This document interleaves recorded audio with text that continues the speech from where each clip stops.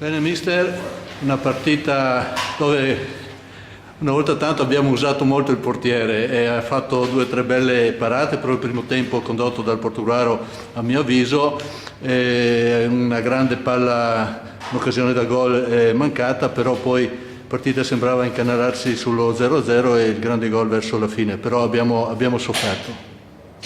Sì, non è stata una partita così semplice, come si può dire, no? Anche perché loro, insomma, avevano poche possibilità, oltre al fatto di dover vincere da un punto di vista della classifica, no? Quindi erano obbligati, se vogliamo, a portare a casa 3 punti. Abbiamo vinto una partita contro una bella squadra, è stata una partita sofferta, però onestamente alla fine, insomma, la qualità dei giocatori, insomma, ha fatto anche la differenza, se vogliamo, tenendo conto che loro sono una squadra veramente attrezzata. Sì, Granata che hanno pedalato molto nel primo tempo, insomma erano aggressivi, hanno fatto pressing un po' calati nel secondo tempo, però avevamo la terza forza di campionato in campo, perciò è da tenere sempre conto dell'avversario. Sì, tenendo conto che loro hanno anche Sakayeva che insomma è quello che come gol ufficiali è quello che ne ha fatti più di tutti,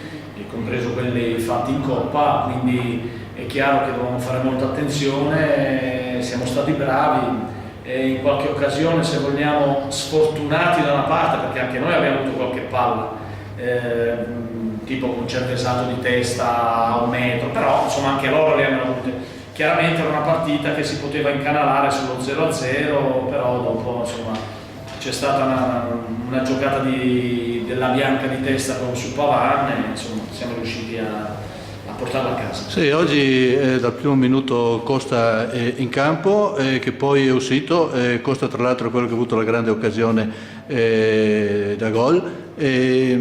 Cosa si è fatto? No, era stanchissimo, non ce la faceva più perché aveva corso tanto. Sì, è vero, quell'occasione importante nel primo tempo, però insomma c'è da dire che il ragazzo si è impegnato e io sono contento. Quindi... Sì. Allora, per chiudere, Portogruaro che soffre, però alla fine porta sempre a casa i 3 punti e questo è un buon segnale e anche forse premonitore ed è quello che forse speriamo continui ad essere. Speriamo che i ragazzi in tutte le partite possano mettere tutto l'impegno possibile, fino adesso l'hanno fatto, sono contento. È chiaro che ogni partita c'è una difficoltà diversa, le squadre sono diverse, hanno dei giocatori fortissimi nelle loro file, quindi secondo me insomma, l'importante è continuare a zerare lo strumento ogni volta e ripartire con un'altra squadra. Bene, grazie mister.